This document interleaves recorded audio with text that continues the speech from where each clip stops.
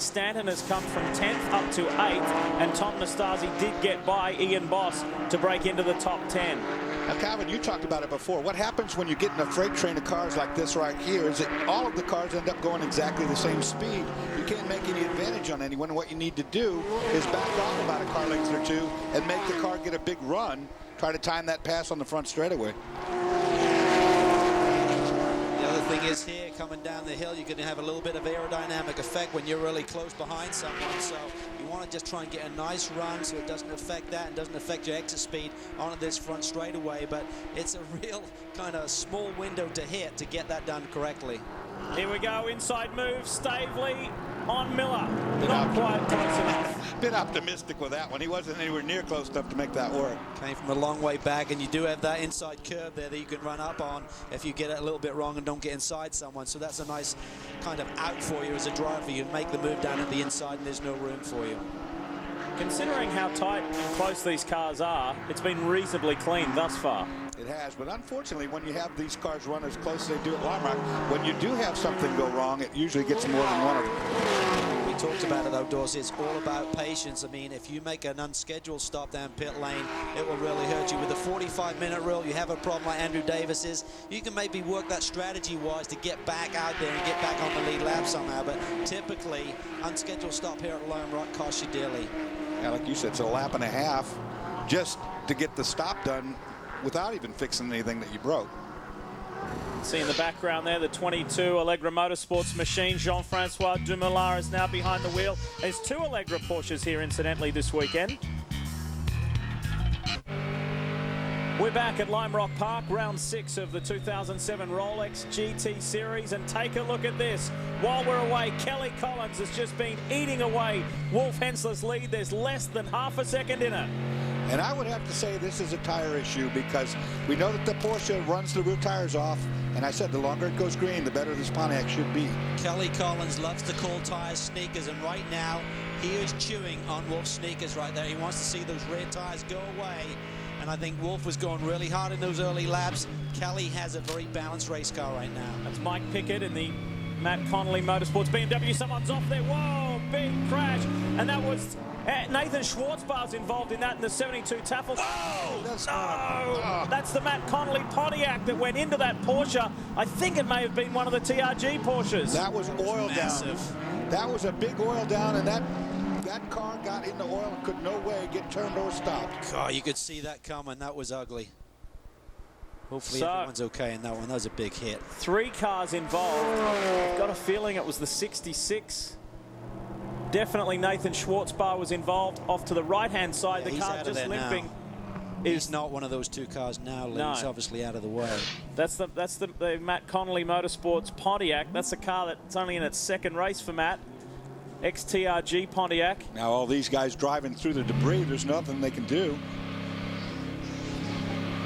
Meanwhile, front 2 dive onto pit road. Brian. Wolf Hensler brings his Tauber Racing Porsche in. Eric Lux will take over. This is exactly what they needed. We talked to Eric Lux earlier. He said rear tires were concerned. You guys were calling it just the way it was. Rear tires were gone. It'll be fuel 4 tires and Eric Lux in the 74. Chris? Well, a lot of action down at my end, too.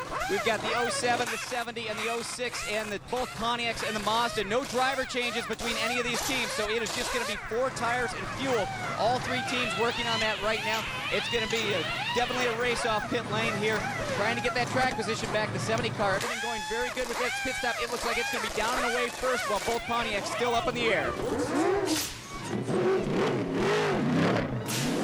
Remember what happened a week ago? There was a pit lane infraction when Tim Lewis Jr. collected one of those tires that was sitting away. Take it easy, the track partially blocked, Nick. Just take it easy. Reset your fuel, reset your fuel. Whoa, look at this. This is tight. This is very tight. I don't like the look of that, Dorsey. When you've got that many wreckers out there and it's that tight, I think a red flag is more appropriate. Right, I mean, plus you got oil and antifreeze all over the place. Incidentally, it's the 67 car of Mark Greenberg from TRG. Wow, that car is really badly destroyed, I think. Well, let's have a look at some replays and decipher what went on down in Big Bend. Turn 1 here at Lime Rock. Well, this has already happened. You see this car. It's got major left front damage already, Dorsey, and that was just added to Right. Well, the 21 couldn't stop because it was all in the antifreeze. I mean, we saw it from the backside. You can see it clearly here. And this is Hal Pruitt about to collide with Mark Greenberg. Bang. Nasty stuff. Nasty stuff. Good job from the other drivers to avoid that. Watch to the left of your screen here. That's the leader there, Hensler, threading the needle. Kelly right now we're on board with, Kelly Collins. I think Hensler actually touched something and went up in the air a little bit.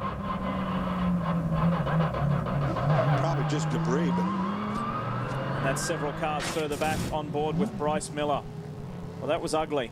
But with this much debris on the track, I mean, these boys are going to have to go back, green flag racing here within a few laps. And there's a big question mark with the amount of carbon fiber that's shattered across this racetrack about what sort of shape their cars are going to be in. Well, they've been through that 2 or 3 times now. This driver's up and out. That's Hal Pruitt. You know, those shards of carbon fiber are just like little razor blades. They just cut down a tire in a heartbeat. And that's all. And that's how narrow that corner is. I mean, there's just nowhere for those guys to avoid that.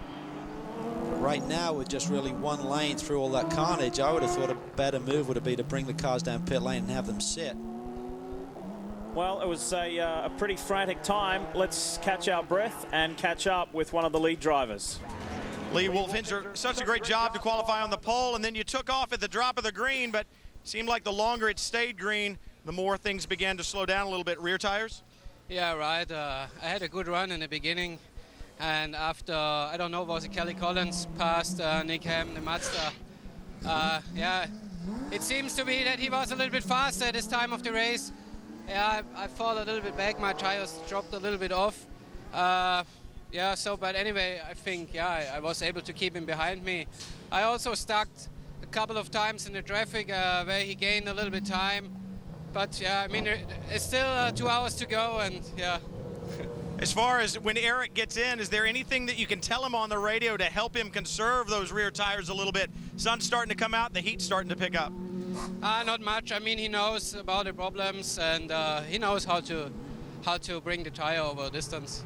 All right, well, they'll see if they can hold on, guys. A long way to go. Lee? Yeah, good point there, Brian, too, about the heat, because that's something we haven't mentioned yet. It's quite humid here today, too.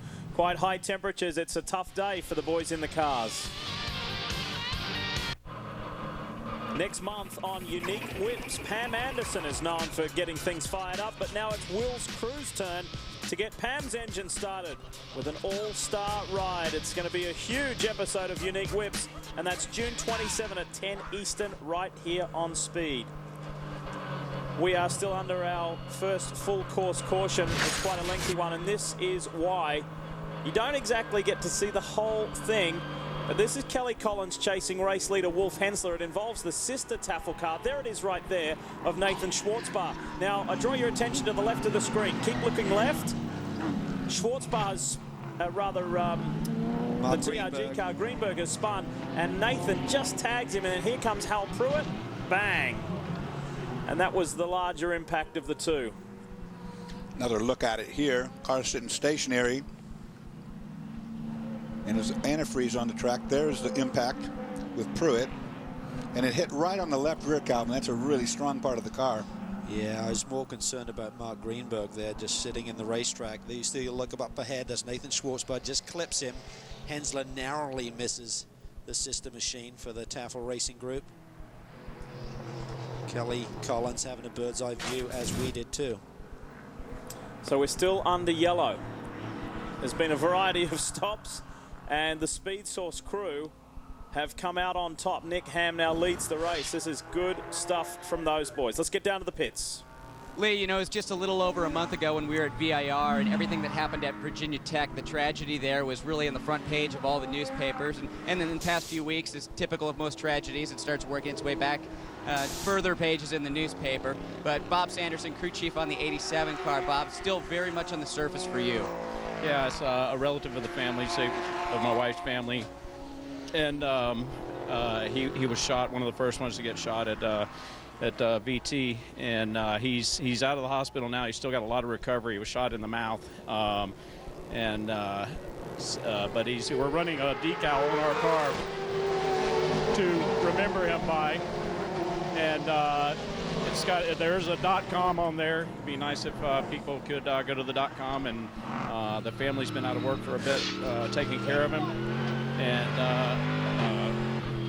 thank you. Yeah, and that crew, that family and friend's name was Sean McQuaid. So. Multi-car crash on course. 3 cars that I can see, 4 cars that I can see. It's one of the Matt Connolly BMWs. The 24 is in there. The Doncaster Porsche is in the middle. And then the 69 Speed Source RX-8 of Emil Asentato is involved. Ryan Eversley now behind the wheel of the 24 car. So as you say, Dorsey, cautions breed cautions. Exactly. There may still be some fluid down there in the racetrack. Here come the leaders. Very possible there's fluid down there. Now the lead pack's going to find out in a minute, because they're going to head it right in that corner. And we now are under full course yellows. Just come out. There you see it. So just one green flying lap. And we go back to a slower pace. Well, wonder what happened here. This is in Big Bend again, turn 1. Good news there for the 69 machine, I think, is that just took off, beating the pace car. So right now they're staying on the lead lap. The question is, how much damage is on the car? Will he need to pit immediately? See the door. Oh my goodness. That's a hard hit too, Cal, right? In a very strong part of the car. That was where the roll cage comes down. Might have damaged the right rear suspension too. That's one of the cars. There's a 17. And Greg Wilkins, for the second time in a week, shortly after taking the wheel of the car, has been involved in an accident. Last week it wasn't even his fault. He got nailed up at the corkscrew. And this week, after taking over from his son Mark Wilkins, Dave Lacey not here this weekend, has been involved. Let's see if we can work out where it is. What has gone on? Now we've got that side-by-side rubbing, as we say, but it's all behind. Looks like stack up in the brake zone, Cal. It did. Asentato was off to the left side, out of picture right now. Kind of that concertina effect when you're coming down into turn 1 and everyone braking at a different point. Tire pressures, tire temperatures not up. A lot of people have just made pit stops, so any little slip, you can't change direction easily. Brian. Down at Matt Connolly Motorsports, Ryan Eversley has brought the BMW in. A lot of damage to the front end of this car. The front bumper pushed into the radiator. I don't see any fluid coming out, so they may be okay there, but a long, hard day for these guys already, and we're just getting into it. The Pontiac GTO, we saw it involved earlier, and now the BMW involved in an incident. These guys are going to have a lot of work cut out for them. A small team, they work really hard, do the best they can, and they were hoping that that new Pontiac GTO that they got a hold of would be what they needed to get the car up front. They're still running the BMW from time to time, but right now, problems with Ryan Eversley, and they're going to try to get this BMW sorted out, try to get the radiator fixed and get him back on track, guys. Yeah, Matt Connolly hands on there, getting in there and working with his boys. He's not even enjoying driving at the moment. Chris. Well, pretty major damage done to the 69 car down here. The team trying to do some work on pit lane, but they might have to roll this car back into the paddock. You can see the whole right side of the car here. Huge damage, definitely to also the exhaust pipe there, so this team's going to have a lengthy pit stop. Right rear suspension failure, not failure, but it's crashed, and Calvin, that'll put it behind the wall. That's going to be a lengthy fix. Typically, these cars are not built to have those suspension parts changed quickly, but it's a long championship season. They'll try and get him back out there and get some points today. And it's a bittersweet day for Speed Source, isn't it? One car heavily damaged, the other one in the lead of this motor race.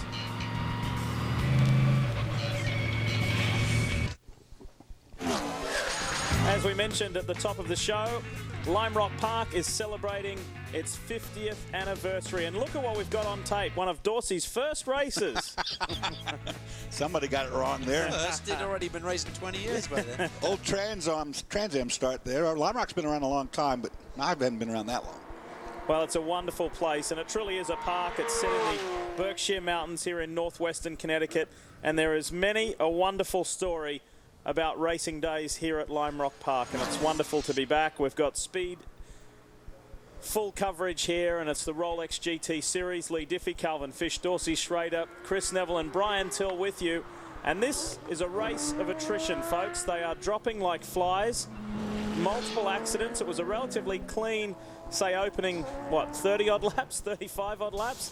But now we have a field that is being rapidly reduced in numbers. And Calvin, we talked about patience around this racetrack. This is exactly what happens if you're not patient. You go side by side in turn 1 with 4 cars, well, you end up with a big wreck happening. It's always been that way. It's just the nature of this beast. It eats a lot of race cars. It is, and it's tough to make. I mean, a lot of these corners, you're really coming through them with kind of almost a slide. There's a lot of weight transfer to the outside of the racetrack. If something happens, you literally can't get back to the inside and slow it down enough, and I think that's what we saw down there in turn 1. It's such a defensive racetrack when you're racing it. I mean, you're looking all the time for those type of scenarios around you, you know, try to avoid the pitfalls. That was Patrick Long in the 81 Synergy Porsche coming in. I believe it may have been to serve a penalty. He was involved in that first turn, the Big Bend accident that was the cause of this last caution. He said he had nothing to do with it. He was hit. He said he was hit by the 69 of Emil Asentato, and basically everybody was saying it wasn't me. So we'll find out if that was indeed a penalty or it was a duck to pit lane for something else. Meanwhile, we're getting ready to go back to racing at Speed Source's Nick Ham, who leads this motor race over Kelly Collins in the Pontiac GXPR, and Leighton Reese. 2 of the top 3 are the Pontiacs. The green flies once again.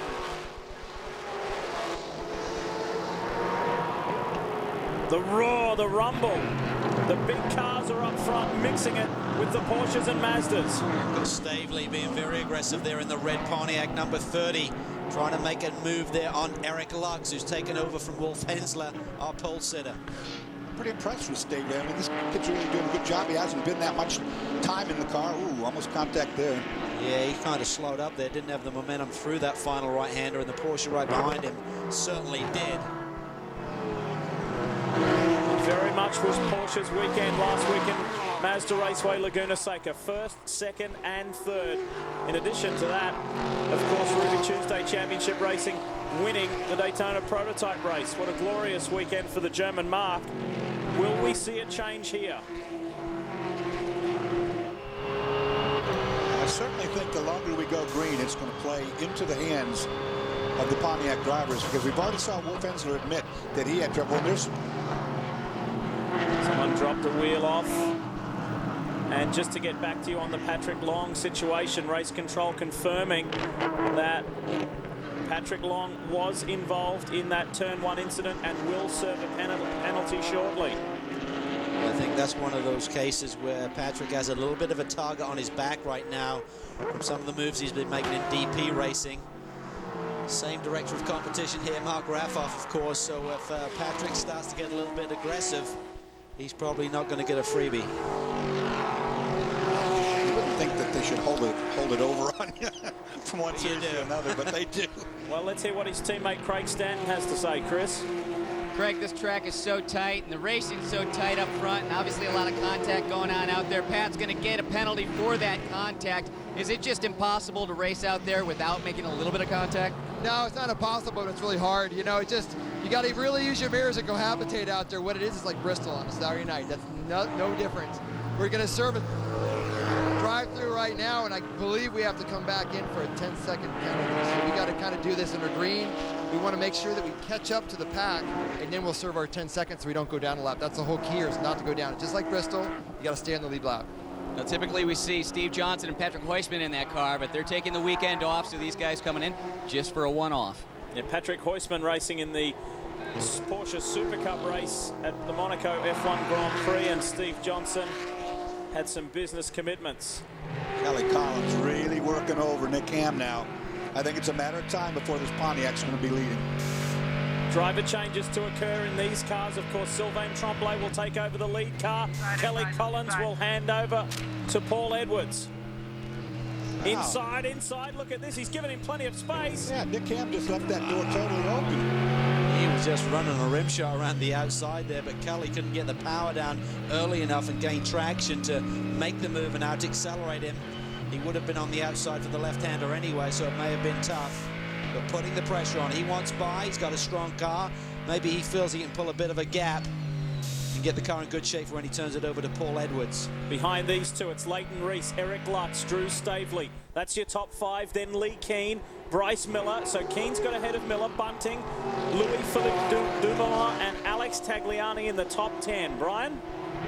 Guys, you talk about being aggressive out here. That's exactly what the Tafel Racing crew is talking to the officials about. Greg Jones from Tafel Racing was saying, hey guys, the 30 car on these restarts is really jumping out of line and beginning to encroach. You know, we want to talk about a penalty for jumping the restarts. They're saying, no way, you can peak, You just can't get alongside him right now. Drew Stavely, aggressive, but safe, guys. New race leader, Kelly Collins, has the Pontiac out in front for the first time. Told you that was going to happen. Yeah, he's got a strong race car. Here he is behind the wheel. He's been out front many times before. He's won many races here. These Pontiacs were very fast here last year. He finished second with Paul Edwards. Different chassis slightly, but we haven't seen the Pontiac slip at all, though. You know, we've seen all the other cars. The Porsches were starting to move around at the end of their stint. Certainly the Mazdas looked loose to us from the beginning, but the Pontiacs have really looked like they've got a lot of grip to them. They did a lot of work, Dorsey, with old tires that had many laps on them. So as this race goes on, you would think they would just become stronger. They weren't really focused on qualifying. They said it almost took them by surprise when they put new tires on for qualifying. Didn't get the best out of the car. And here we see the other Pontiac from the Bannerani Racing Group, Leighton Reese, starting to put the pressure on the 70 machine as well. Seeing if he can force Nick Ham into an error. As we take you back to a replay, this is the pass for the lead. Kelly Collins in the yellow Pontiac, Nick Ham in the white Mazda RX-8. Take a look at this. Good job of drafting down the straightaway, waits to the last minute, pops to the inside. Nick Ham let that happen pretty gentlemanly, I would say. Yeah, it was a massive slip. It didn't look like from the straight ahead position. Here we are on board right now with Kelly. Nick up ahead. Let's take a look and see what Nick's car does. Well, I think he had to lift a little bit. I think Nick Ham got loose up on top of that curbing and had to get out of the throttle. Picked up that replay a little bit later. I thought we were actually heading into the downhill there. They've already been through that corner. So obviously a lot going on there. Chris. Well, Kelly Collins right now reporting to the team that Pontiac GXP-R is a little bit tight in handling, just meaning it isn't turning into the corner as well as he would like. But the car running up front, they can't be too disappointed with what they've got. Now, the cars were last time on track this morning. It was overcast, much cooler, looked like it was potentially going to rain. And some of the teams had said that they started going in a little bit different direction with their setup, not anticipating it to clear up. So much sun, and the track really heating up because of the sun out here today. Brian? You're exactly right, Chris. When I checked in with the guys from Tapple Racing, they said the track temperature today and the ambient is hotter than it's been since Friday when they practiced and qualified on Saturday. Last chance they really had to run the cars for any period of time. It was much cooler and cloudier, so they're really concerned about those rear tires. I know we keep talking about it with the Porsches, but that will be the Achilles heel of the Porsche drivers today. Leighton Reese on Nick Ham. Here we go. It comes down to a braking duel. Does Leighton go all the way? Yes, he does. Pontiac is 1-2 here at Lime Rock. They talked about the pressure on them from within and externally, corporately, about they have to get to that top step of the podium. They know they're coming into a series of racetracks, Dorsey, where this car should shine. That's what we're seeing here in race time. I figured they do pretty well here, like we talked about. This chassis seems to really suit this racetrack. That's one of the things that the officials technically have not wanted to give this car too much, because they realize that there are strengths and weaknesses of all of the different marks, and they really felt that the Pontiac hadn't got to the racetracks where it really strutted stuff. So we saw that slight weight adjustment on the Mazdas and the Porsches a couple of races ago, which certainly had some effect. Right now we're getting to a racetrack that really suits. Look at Stavely. It could be a Pontiac 1-2-3 here in a moment. Looking on the inside of Nick Ham, he'll be cognizant of what Leighton Reese was able to achieve on the previous lap. Can't do it this time round. Chris. Well, this kind of goes back to what we saw at the beginning of the race. Nick Ham just saying it's just taking a little bit longer for these tires to come in today. That car being so light, the pressures don't come up, the heat doesn't go into the tires like it does for the Pontiac. So he's just having to kind of work his way around. Once that does come in, the team's saying we think Nick's going to have the car to get him back up front. Drew Stavely's given a very good showing for himself. I'll tell you, he's up against the best right now in a car that he's got very little seat time in. We've certainly seen Nick Ham employ this strategy, Dorsey. I remember Mexico City where they won. He sort of dropped back in the early laps, but then had a much stronger car in the middle of the stint. But if we relate this stint to what we saw at the first part of the race, yes, he struggled a little bit early on, but it didn't seem to get any better. We saw Kelly Collins make the move on him after several laps on the tires. Pretty nice Porsche battle going on behind these boys. Eric Lux, Lee Keane, Bryce Miller, and a good job from Mark Bunting to get up there as well. He's sitting in 8th position, Alex Tagliani's 9th, and Louis-Philippe Dumoulin, Francois' brother, younger brother. Great to have him in the series. They had to make those names difficult, didn't they? It's tough when you go from calling him JF, isn't it? Yeah, much easier with that. Well, Brian, I know one happy man would be the team owner of the Racers Edge group. Drew Stavely doing a spectacular job, but so is this whole Racers Edge team. John Meraki, you guys really have more of a Formula Car background in the Rolex Sports Car Series now. You got the Pontiac. Tell us about Drew. You got to be impressed. I'm very impressed with the young man. He's so calm and composed behind the wheel. We can chat on the radio. He's not all excited. He's a tremendous driver. Tremendous. Great to be with Pontiac. I know you're talking about how calm Drew is in the car, but I'm watching your hand shake a little bit. You nervous? Oh, yeah, sure, I'm nervous. This is, what, race number 5 for us in the series? And, you know, it's just exciting to be up front, for sure. It sounds like it's now a Pontiac 1, 2, 3. It certainly is, and that's the applause in the background because Stavely was able to execute that move on Nick Ham. So we have 3 Pontiac GXPRs in the top 3 positions. Kelly Collins, Leighton Reese, Drew Stavely. That's how it sits with still a good length of time to run in this round 6 Rolex GT race here at Lime Rock. And look at Stavely. He's the quickest of the 3 Pontiacs, I believe. He is. Leighton protected there a little bit down to the inside. John Marachi there showing what position he's right in, but there may be 2 in a moment. Kelly's coming in. Here's Collins on pit road. And Stavely's going for the lead. He's hassling big time on Leighton Reese. Inside, outside. Leighton has the preferred line. It must be an issue with Kelly Collins. I can't believe it would be a strategy call to make this a scheduled pit stop, so something may be amiss. Chris? Well, it sounds like Kelly Collins might have a left front flat. That tire does look a little bit low in comparison to the right front, so he may have picked up on something before he had a real problem on the racetrack. He gets out of the car, he kicks that tire as he goes by it, and Paul Edwards getting behind the wheel of the team saying, hey, let's just not do this tire change, let's do our driver change too. So this is not what the team wanted here, but they're trying to get this everything done smooth here. I saw a little fire underneath the car, but it looks like something maybe just coming off the brakes. But other than that, big problems here so far with the Banner Engineering team. Well, the key is he's not having to put a full fuel load of gas in there, so can they get out and beat the leaders? It's going to be tight. I don't think it's going to happen. Good job, kid. Leaders are coming around right now. Boy, he's going to have to really fight. He's going to have to really get after it here. That was huge. If that had been a perfect pit stop, he may have been able to stay on the lead lap strictly because he was the leader. We're talking about the amount of time that it just takes to come down pit lane. And, of course, he's going to be a sitting duck now for about a lap or 2 till those temperatures and pressures come up. It's one of the brutal aspects of Lime Rock, isn't it? You can go down a lap so quickly. And take a look at that. Leighton Reese leads the race.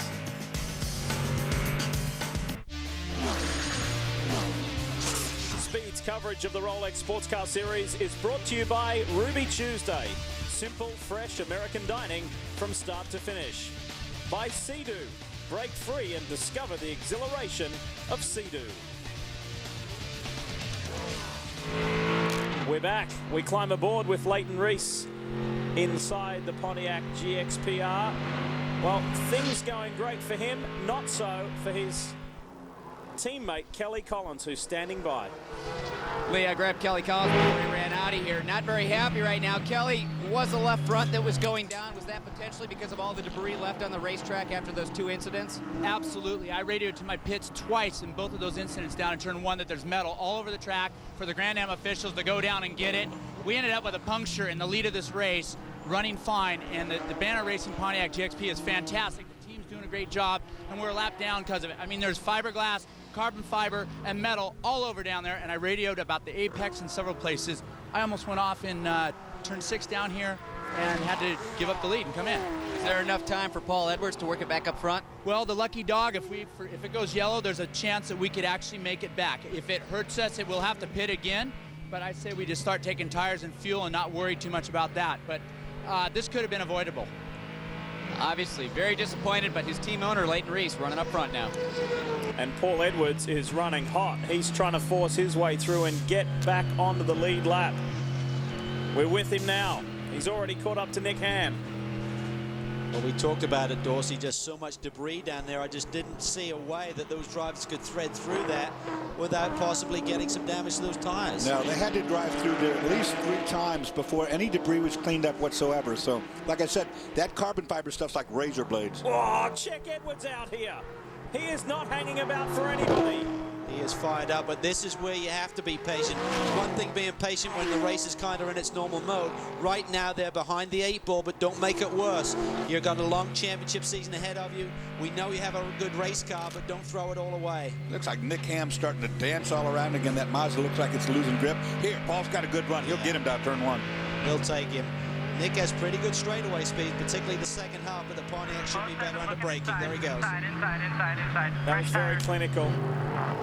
Very smooth, very clinical, and Edwards has some good pace going here at the moment. Last time round, a 54.8 was the best lap time. This time, 55.9, so working that momentum. Traffic will play a huge part in lap time here. You can easily lose 2-3 seconds just by catching them in the wrong spot, but Paul Edwards is working the car hard. Now they pitted with a long way to go in this race. I don't think they're going to be able to do it without another stop for at least a splash of gas. We're about an hour 7 in when that Pontiac was in pit lane, so that means they've got to go an hour 23 to see the checkered flag here this afternoon. That's an awful long time to go on a tank of fuel. Well, now it's Lee Keen wanting the position from Nick Ham. I think the Mazda falling off its pace. We haven't seen that much this year. That car usually stays pretty solid. That's what we talk about, the lightweight Mazda, how balanced it is. They've had a slight weight increase, which they said didn't really hurt them too much at Laguna. And I just think this is a setup issue, Dorsey. I don't care what Nick Ham is saying. I mean, he's not running the lap time that he would be happy with. And he's getting pressure from everyone right now. Yeah, and you can see that car just stepping out at the back every time you get to a corner. Lee Keen, who didn't get much time in the car at Laguna Seca a week ago. Craig Stanton did the majority of that work. Lee's got his regular co-driver back with him this weekend in Dominic Farnbacher, and this is a promising run, while Nick Ham looks like he has got his hands full with that car. The problem is, if he's really holding this train of cars up, one of these guys will end up getting it. But look how sideways he is there off the downhill. Yeah, one of these guys is going to get impatient, Dorsey. Yeah, you know, Nick, when he gets loose at the edge of the corner like that, has got to lift off the throttle to some degree. Leaves him a sitting duck. Bryce Miller is tucked in behind these two in the second Farnbacher Lowell's Porsche. And Eric Lux is the 74 Taffel machine. Oh, man, Nick Ham is holding on for dear life right now. He's got a handful of cars. Eric Lux there also coming under pressure.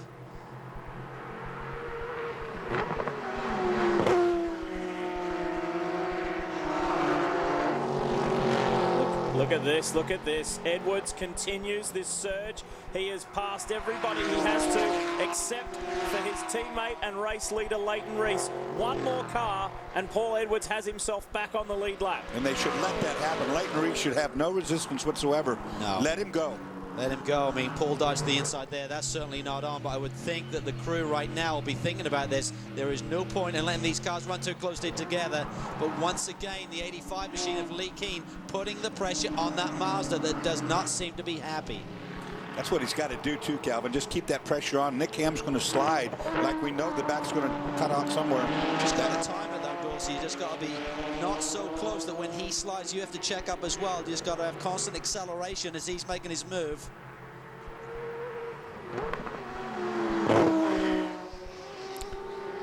Keane is just not letting him get away. Into West Bend. This is a tricky spot to execute it, but he does it. That's lovely. That'll slow him up. Watch, he'll be suspect now. Get past again. This is Bryce Miller we ride with. There's nothing Nick can do about that. No, he's a sitting duck right now. He just has to minimize the damage right now, and by that I think he just needs to be really smart about how hard he wants to battle these other race cars. Think big picture right now. Andy Lally is the next car in the line. He's not on the lead lap, but he's trying to work his way there. Eric Lux read that so perfectly. He knew when the two cars went side by side through West Bend, they'd be slow on the downhill, so he timed his pass. Look at Andy here. Last week's race winner, trying to force his way through. He's currently in 14th position. Still got a long way left to run in this race. Plenty of driver changes coming up as well. Not the case for the 66.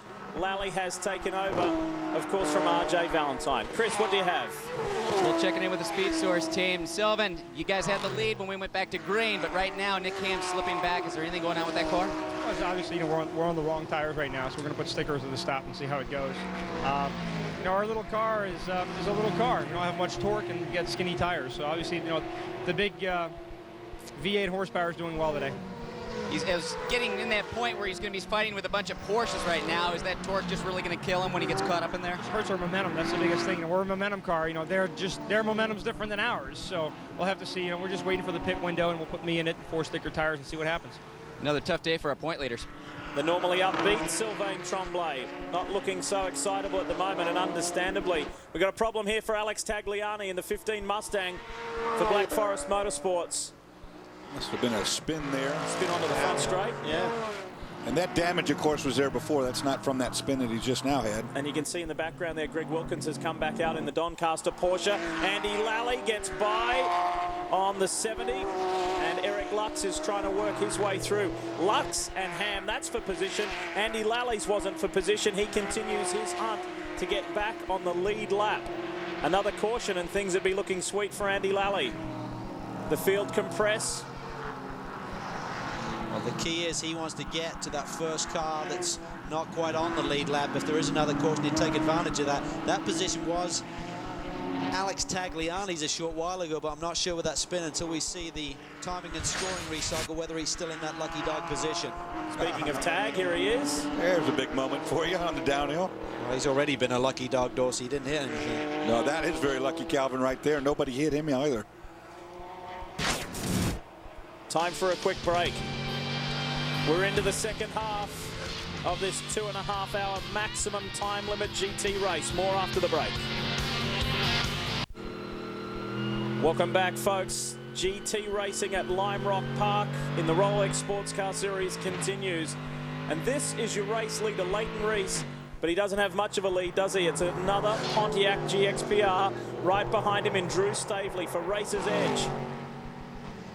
And this has been a very impressive performance from a relatively new driver at this level of sports car racing. Thoroughly enjoying his time in a very different car to what he's been used to racing. And he's hanging right there. Look up ahead. That's Paul Edwards. That's how much he has gapped Reese after getting back on the lead lap. Brian. I just checked in with John Meraki at Racer's Edge Motorsports about Drew Stavely. I said, I would assume that since you're running 1-2, you'll be satisfied with that right now because I'm sure that GM doesn't want you mixing it up. And he said, amazingly enough, the only thing that we've gotten from GM is you boys can race, just don't take each other out. So that is a big feather in the cap. Obviously, GM has a lot of belief in Racer's Edge Motorsports and also Drew Stavely if he's going to let him race for the lead. How many times have you heard that said before? Yeah. Right now, these boys are putting a pretty good gap on the Porsches. Paul Edwards is absolutely flying, of course, on that fresh rubber that he took after Kelly Collins' unfortunate puncture. Good work here from Eric Lux. The Rembrandt Charms Taffel Porsche, and he's looking for another spot. Tucked in behind him is Mark Bunting, defending Series GT champion. Patrick Long's in 8th, Louis-Philippe Dumoulin is 9th, and Will Nonamaker in the Team Salem Corvette is in the top 10. Oh, that Mazda really stretched the gap there on the Porsche down the straightaway. Here comes Long to the inside, using all of that curb. He loves racing at this track, and he gets Mark Bunting fairly effectively. He said it's busy, I'm always busy out there, but that's one of the great things about this track. It's exciting, there's never a dull moment. Fair point, Dors? Very fair point. And I'll tell you what, it's physically abusive to the driver from the standpoint that there is nowhere to rest. The straightaway is very short here, and this racetrack is so rough, it really pummels you. First, second. Not much in it, is there? Driver changes coming up. Tim Lewis Jr. standing by for this lead car. He'll take over from Leighton, and Mark Pavan will dive into the cockpit in the Racer's Edge machine. More on the Stevenson Motorsports Group. Here's Brian. Well, Lee, you'll remember last year Stevenson ran so well here. Different drivers this year, Mark Bunting and Dominic Cicero. Dominic, this racetrack seems to be well suited for that Corvette. How's it going?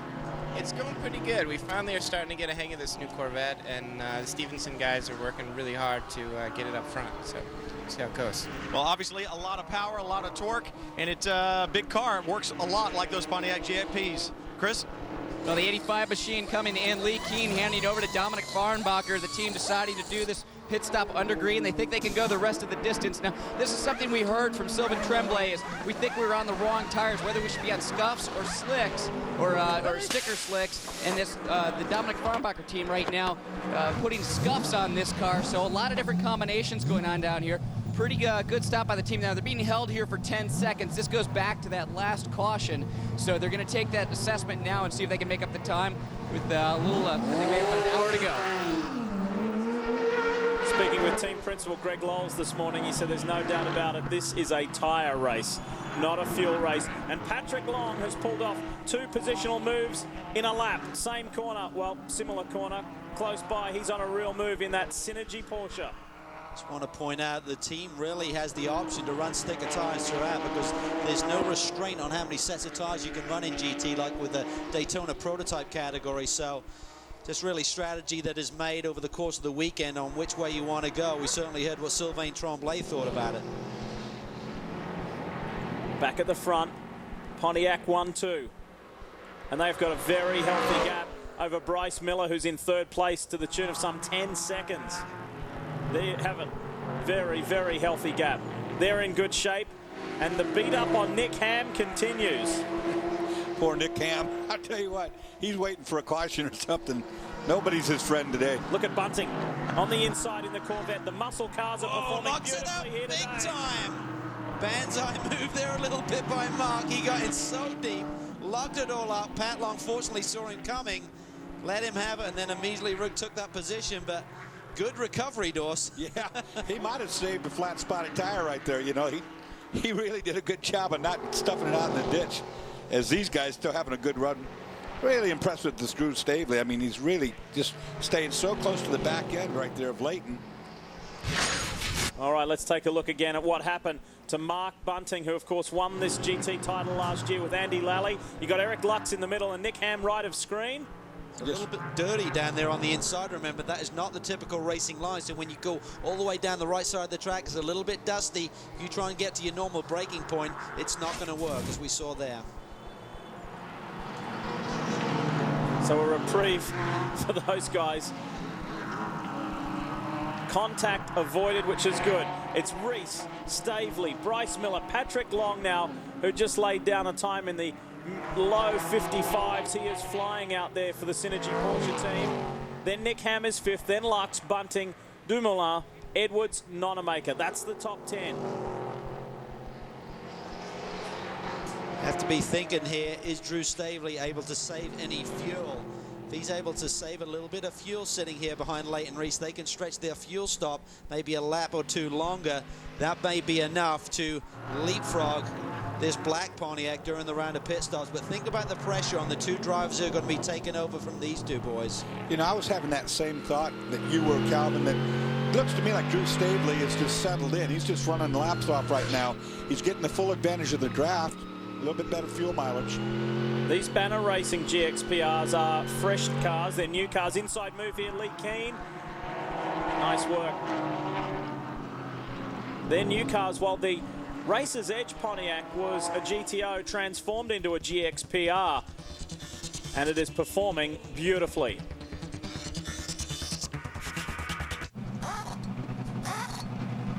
Wolf Hensler back behind the wheel. The number 74 Tafel Racing Porsche. Eric Luck brings it in. This is a green flag stop. It's going to cost them a lot of time. And they've got a good car to run to the end. Wolf Hensler back on track. And I just want to correct myself too. That was Dominic Farnbacher who made the move on the inside of Nick Ham, trying to get back on the lead lap. Now Wolf Hensler back in the car that he set pole position with. I'm a little bit surprised at this strategy. We obviously assume that they can make it to the end without another stop for fuel, but the way their tires were going away, Dorsey, you would think they'd want to stretch that middle stint a little bit longer, so Wolf has a stronger car at the end. It's going to make him very weak at the end. You're right, Cal. I mean, the tires are going to be off. We've seen that. And if there's a charged at bank, he's not going to have the equipment to do it with without another stop. We know that the Porsches can go, what, hour and a quarter, hour and 20 on a fuel tank, but we'll see how well those tires hang in there. Meanwhile, this is 1st and 2nd. And the battle for 3rd, Pat Long continues his surge. He is by the 87 of Bryce Miller.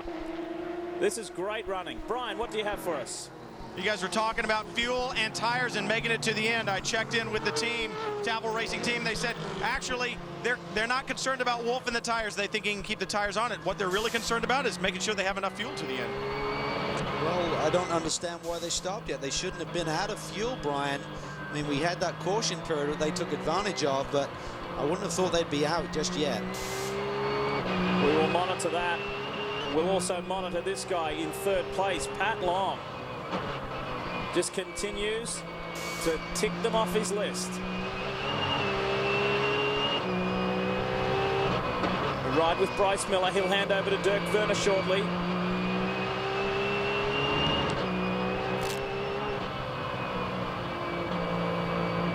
About this strategy that Brian Till was just talking about, if they were having to pit right now because they were out of fuel, then they are going to really struggle to get to the end. Yeah, they will.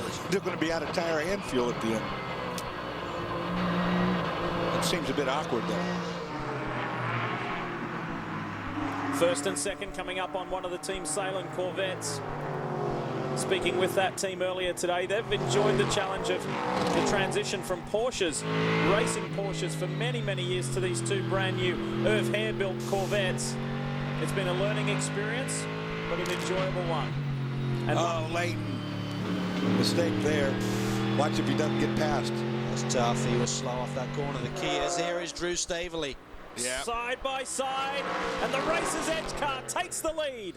That's exactly what happens if you go side by side through that downhill. A guy that's smart backs off, gets a run at you, and just drives by the straightaway. Good for Drew Staveley. Beautiful move. That team has got to be going ballistic down there in pit lane right now, taking the lead for the first time this year. Young Californian out in front. Super stuff. Brian, tell us more about Tafel Racing. Well, I went ferreting around, as you like to say, Lee, and spoke to the crew guys again. And the deal was, several laps ago, or actually right after Kelly Collins had that left front cut down, they thought they had an issue as well. Something happened in the car that really affected the way it was working. They thought they might have cut down a tire. The pressure stayed up. They left Eric Lux out, but the car just didn't have the speed anymore. So they said, you know what? Let's stop this drop to the back. We'll bring it in. We'll take tires and fuel. We'll put Wolf Hensler back in.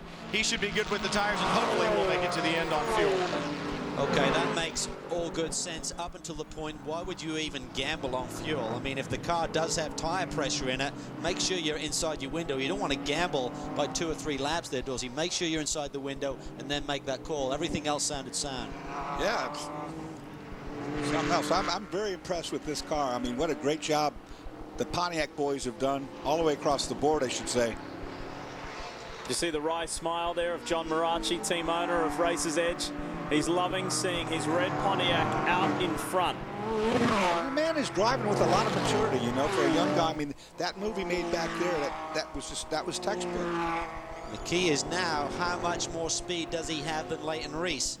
Now the reins are literally on that car. He can go for it. They're just getting by the 8th place car, the 26 Porsche, Allegra Porsche of Louis-Philippe Dumoulin, who's sharing with Carlos de Quesada. Carlos is actually riding in a couple of cars today in the 22 as well. He's cross-entered. Said he just wanted to do some more driving, so they brought along a second Porsche in the Allegra Motorsports camp. So we take you back and revisit the pass for the lead front on. Take a look at the red car left of screen. Well, you see side by side to the bottom means both those cars had to lift. Drew Staveley in the 30 red Pontiac did not have to lift. He's got the top end coming. Now, Leighton's trying to make it difficult on him a little bit, but there's no way this is not going to happen. Here's another look there. Drew Staveley obviously couldn't exit the corner on the correct line, but he still had more speed through the middle of the corner than Leighton Reese did and just made it stick. Pretty easy move for him at the end of the day, but right now, Dorsey, I think he's showing a clean pair of heels to Leighton Reese. And there it is again, the pass. See, now you're side by side at the apex. You can do it without hitting, but you got to lift off throttle. Look to the right. Drew Staveley didn't have to lift off the throttle. As a result, his Pontiac out top ends the other Pontiac. Well, Drew and the Racer's Edge Pontiac caught a few people's eye by qualifying 5th. They finished 5th last week in Laguna. Patrick Long said to me this morning, this guy, where's he from? He's like, he's a SoCal kid. I'm a SoCal kid. I've never heard of him. So I went and found him and I said, did you do go-karts or anything? He said, no, I did autocross. So I worked my way up there and then went into Miatas. And Patrick Long, who's a terrific racer in his own right, he said, I'm impressed by this young guy. Autocross, of course, is a race against time on pylon course. What it teaches you is car control. It teaches you car placement, and it teaches you the control of the car. All you do then is add the speed of a road race track, and you're on the money. That brings up the age-old question, how much talent is out there that is never discovered? I mean, motor racing is unlike tennis or football or baseball or whatever, where a lot of people have a chance to really see what sort of skills they have, and a lot of these development programs are a great way for young drivers to get into it, and that setup program that we're seeing on Speed over the last few years is really discovering some new talent, it seems. We're less than an hour from home. It's this man here, Drew Stavely from Leighton Reese, Patrick Long third, Bryce Miller fourth, and the fourth place car is on pit road. Chris. And you see Bryce Miller making his way down to the pit box. Dirk Brenner going to be behind the wheel. This team also going with some scuffed tires. I checked in with the team to see if they were good on fuel, and they kind of gave me a look like we think so. So I'm going to have to check back in with them because we just didn't have time to ask any more questions and figure out why they would be bringing them in if they weren't good on fuel. So going to have to either check in and see what's going on there, or they're going to have to hope for a caution here. You can see Dirk Brenner really throwing Bryce Miller out of the car there as the team is quickly working these tires in, getting the fuel in the car, and Dirk getting belted up. And this guy is a rocker. He's really been a revelation this season, Lee, and showing the signs of speed that we're seeing thus far. The team obviously won at VIR, and he's definitely going to be a factor here over the next hour. Still racing in Europe this year, but his main priority is here in America with this Rolex series, formerly of Porsche Super Cup and Porsche Carrera Cup in Germany. And the graduates of that series, we've seen many of them here in America. American Patrick Long is one. Wolf Hensler another. I mean, the list goes on. Lucas Lewis, Sasha Masson. We've seen plenty of them, and this is the latest graduate of that tough, fast, hard series. Reminding you that Thursday at 9 p.m. Eastern, Payback returns with a whole new season of custom rides and superstars. Because when you make it to the top, you've got to say thank you in a big way. It's Payback, Thursday at 9 Eastern, right here on Speed. We're back, Lime Rock Park, Connecticut. Mark Bunting brings the Stevenson Corvette in. Brian. Car right on the marks. Mark Bunting, your 2006 GT co-champion, brings it in. He'll hop out. Dominic Cicero hopping in. Mike Johnson, who works with us sometimes, also drove earlier in the day in one of the Coney Challenge events, helping with the driver assist, also helping manage this team a little bit on the weekend, helping Cicero in. A routine stop. This car has run well here. It's like I said, it's a big, heavy car, a nice V8 engine, a lot like the Pontiac GXPR. They're having a nice run today, Chris. Well, 7 Triple strapping himself behind the wheel of the 70 Mazda. The team getting the tire change done already, just finishing up fuel. It's going to be a pretty quick stop. The stop on the 70, or on the 87 car was much slower, so this team really trying to catch up, see if they can make up a spot there. Just waiting for fuel. They're already down and away. Now, we did check in with Farnbacher Lowles, and they said they are good on fuel. They're worried about tires, but the reason they came in, they said Bryce Miller was just worn out. Understandably, it's a very physical track, as Dorsey and Calvin mentioned earlier on. And Sylvain Tremblay told us earlier in the weekend the reason, the philosophy behind Nick Ham qualifying and then starting is when it gets towards the end of the race and the car's a little bit more of a handle, because Sylvain is the team principal, he's driven these cars for a lot longer, he knows how to work it and handle it. We've got a problem with the Black Forest Mustang of Alex Tagliani. That was a fire that you see the corner marshals have already put out. Looks like Tags drove it off the end of the left-hander. And we're going to get a full course yellow as a result of this. This is big because the 30 and the 05 have not pitted yet. So this is really going to play into their hands. Our 2 leaders will be able to pit and take advantage of this under caution as opposed to green. And who does it help in terms of the lucky dog, the second chance? We'll wait until our timing screen cycles again, but it works handsomely for these guys. The Racer's Edge Pontiac is in. Drew Stavely is on pit road, and we applaud you, young man. What a great drive. Super performance amongst some star talent. Fantastic drive by Drew Stavely. When he came into pit lane, their second place car wasn't even at the apex of the downhill yet. Mark Pavan will be taking over, taking Stavely a little bit to get out. He's hooked on the window net. He's getting the cool suit unplugged. Remember, this guy doesn't have a lot of experience in endurance racing, so they finally have gotten the cool suit unplugged. Now Pavan going in. Should be a routine stop, but that one little hiccup could cost him dearly. Luckily, they're under full course caution, Chris.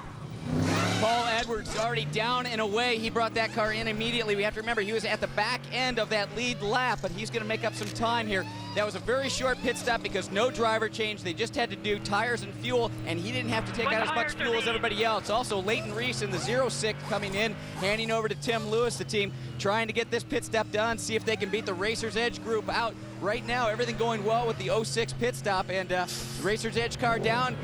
Tim Lewis also down, and Tim Lewis beating that Racer's Edge car out. Big move by Paul Edwards there. I mean, the speed that he showed, Dorsey, and making his way back onto that lead lap and then getting that caution. Chris called it perfectly. A lot less fuel having to go into that car. He took fresh tires, no driver change. He leapfrogged those other two Pontiacs. That was mega for him. He caught that just perfectly, but he gets held here at pit out. And he was being held earlier. Brian's in the middle of this. He was held at his pit box, and now he's being held again at the end of pit road. Brian, what's happening down there? Well, some type of an infraction. I haven't gotten to the bottom of it yet, but the official is saying that one of the crew members touched a piece of equipment. He could not. It may have been the fueler. Remember, the fueler can only fuel the car. He cannot pick up any other equipment or work on the car, so that may be it. Try to get to the bottom of the infraction and find out, but he was held for 10 seconds after his stop and then got caught at the end of pit road. Well, just when we were into somewhat of a calm rhythm, it's exploded here at Lime Rock Park. These boys will not be happy at Racer's Edge. Alex Tagliani, we believe there was contact between Pat Long in the 81 and Tagliani, and medical here at the track are taking a look at Tags because there was smoke billowing everywhere from that car. We believe he has inhaled quite a bit of it, and let's hope that Alex is okay. So it's all been happening here at Lime Rock. Brian Moore. I'm still ferreting, Lee. All right, this is what I ferreted out. It was not the fueler, but it was the fire bottle guy, and all he can do is be there for safety in case there were a fire on the car. He was holding the fire bottle. He helped them move equipment. Penalty. Well, we talk about the experience of the different teams. Leading Edge certainly learning the ropes here, but I like the big smile on John Marachi's face. Like, no problem, mate. We'll recover from this. We're having a great day. But we just saw that replay of Pat Long. He looked like he got in there way too deep and got all crossed up, Dorsey, taking the side of Alex Tagliani there. Yeah, they hit quite hard, and of course, that didn't cause the fire, but it might have ruptured or torn off a line or something. We know there was a fire on Alex's car, and I have breathed that fire extinguisher powder before, and it is not a pleasant experience. They put it out right away. These corner crews are really good here. So the field compressed. We're under, what's this, our third full course caution of the day. This shouldn't be a long one, and we'll get back to racing as quickly as possible. Just over 50 minutes remaining. Fresh drivers in the car, fresh tires, refueled. We are ready to go. We've had some 6 lead changes, 6 different leaders. Great variety in this GT-only race, the Rolex Sports Car Series. On speed, more in a moment.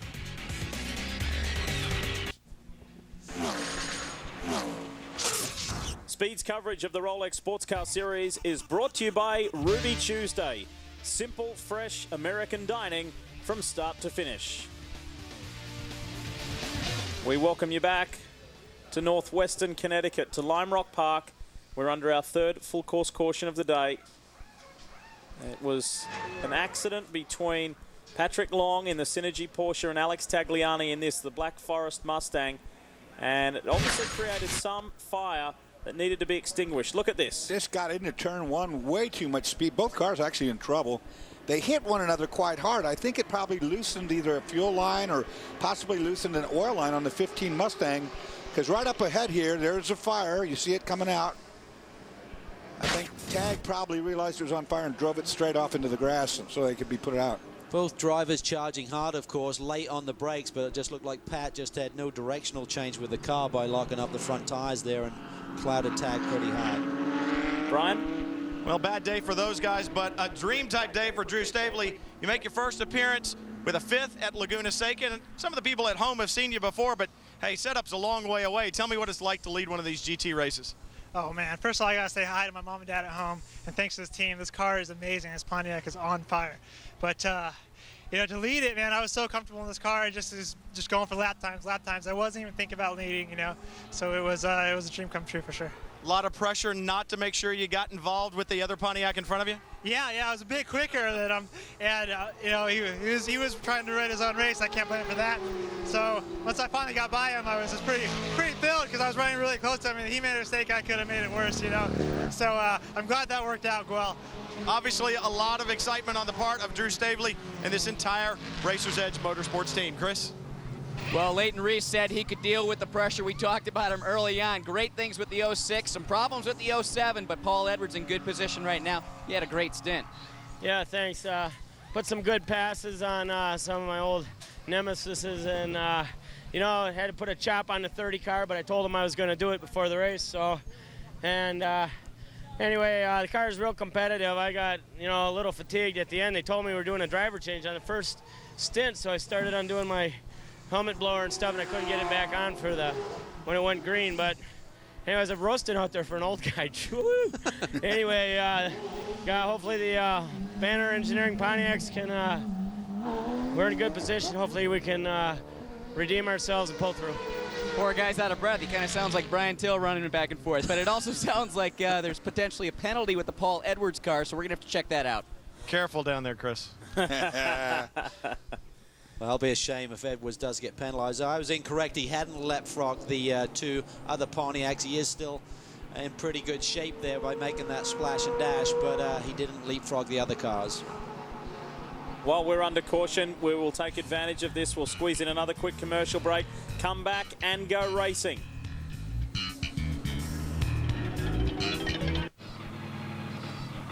Still under caution here at Lime Rock. The Rolex GT Series continues.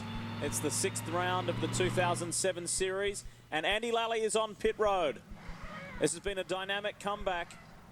He's been working his way through the positions for the majority of the race.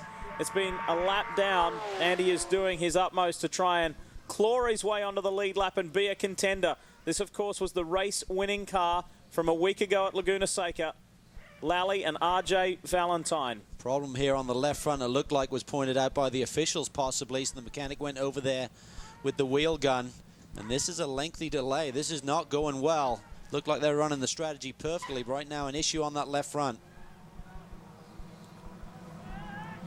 Key is, where is the pace car? Where are the leaders? Here they are. Oh boy, he better really get going here. You think he's going to beat them out? Yeah. So, dodged a bullet there. Yeah, but will he catch up in time? It's a short track, so he should. They're getting the one to go as they come by here, so he's going to have to really get on that Porsche, get it back in line here. Should be able to do it, though, Dorsey, I would think. Yeah, it's short enough place. I think you're right. Typically, you're able to lap about twice as fast as the pace car, maybe 3 times. So I would expect to see by the time we get down on this front straightaway with the field the next time that Andy Lally will be lurking and trying to make his move. He's had a great drive here today, and Kevin Buckler and the TRG group have worked the strategy perfectly. Well, you talk about a big day for Drew Stavely. What about the young man Tim Lewis Jr., who's in the lead of this motor race? It's been a big day for guys who we have not seen at the front of GT racing in the Rolex series. So they're enjoying something different. Dominic Farnbacher, after missing the most recent round, he's back and sits second. Hensler's third. Pavan is in fourth. Edwards fifth. Long, who got the lucky dog, the wave around, he's in sixth. Then Andy Lally, who we know is racing back to the back of the pack. Will Nonamaker's in contention. Dirk Werner's there in ninth inside the top 10. And Sylvain Tremblay is in 10th in the Speed Source Mazda.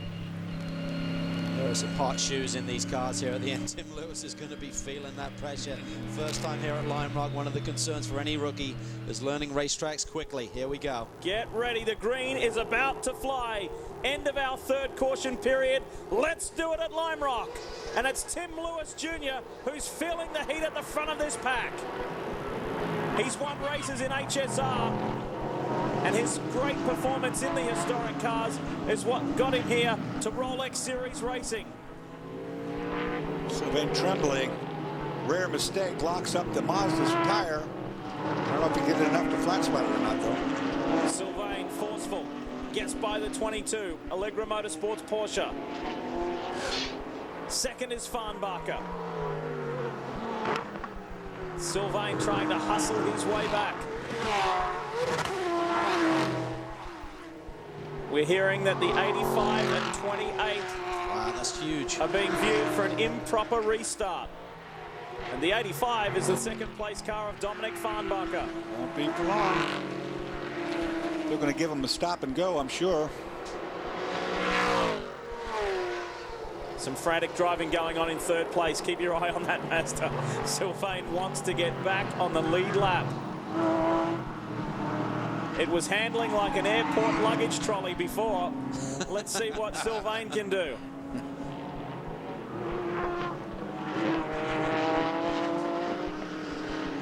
Tim Lewis Jr. is doing a good job. Problems up here for the Allegra 26. Carlos de Quesada, and there's another car involved there as well.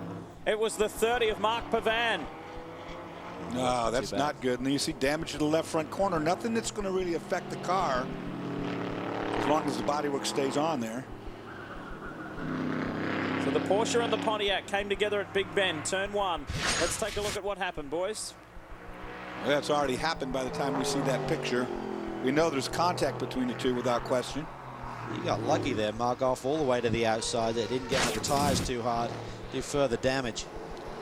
Got to wonder if that's going to draw some sort of a penalty too. And that car's still sitting off the outside. That's not good. No, neither is that woman standing there. She's not of her right mind. I would never stand there. Well, it's a pretty dangerous position, isn't it? Yeah. Not good. It's a horrible spot.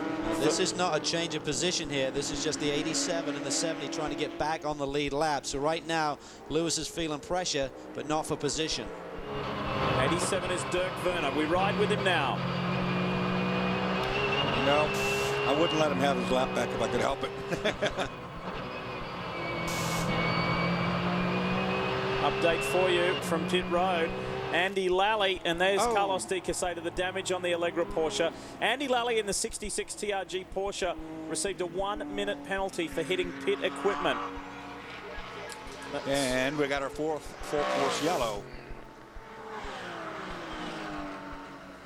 Okay, well, this is going to shake things up again, and that was so important for Dominic Farnbacher, for Dirk Werner to try and get that lap back. Right now, he may get the lucky dog anyway. So this is far from over.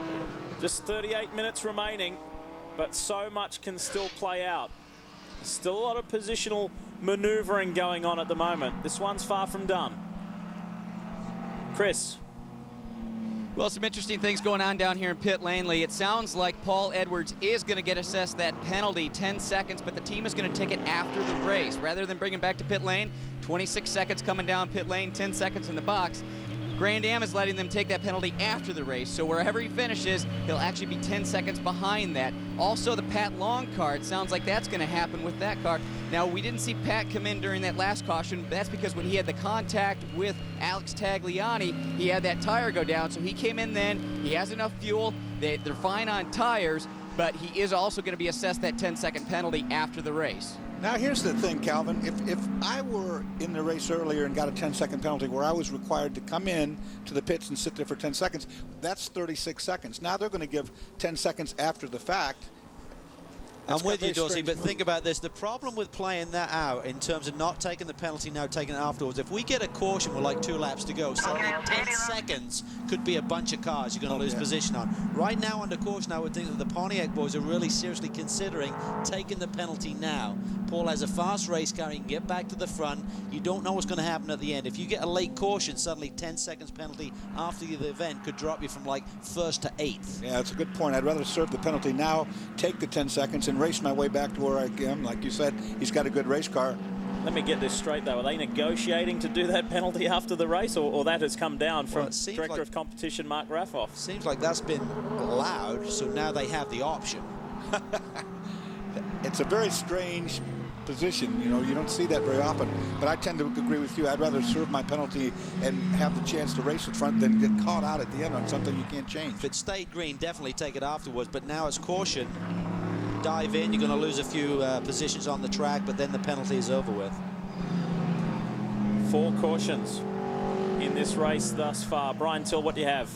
About a tough position to be in. I just spoke with John Maraki. Remember Mark Pavan in the car right now. Drew Stavely in the number 30 earlier had such a great run going. I just talked to him about the problem that Pavan had down in 1, and he said you know, I just talked to him on the radio. We've got plenty of fuel. The car's all right. Keep it out there. But the car that hit us, we believe, was the 07. Talk about a difficult position for John Meraki to be in. He's sitting there trying to play the factory and show him that he's worthy of a factory deal, and that's exactly what he's doing. And now he feels like maybe their race got taken away by one of the other Pontiacs, guys.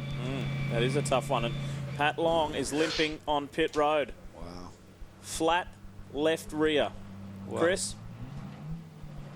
Well, I haven't had a chance to check in with the team to see what exactly happened, but you can see a lot of damage on that left rear corner for Pat Long. This car really has had a workout today. It's been a couple incidents, and Pat Long running it back up to the front.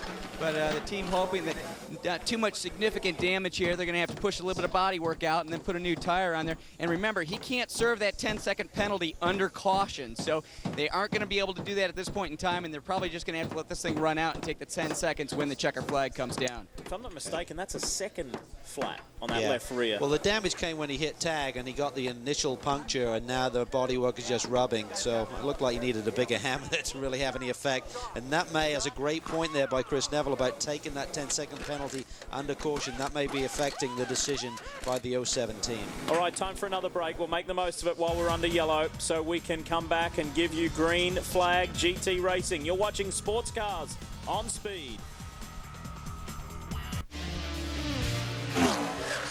If you've just joined us, this is what you have missed.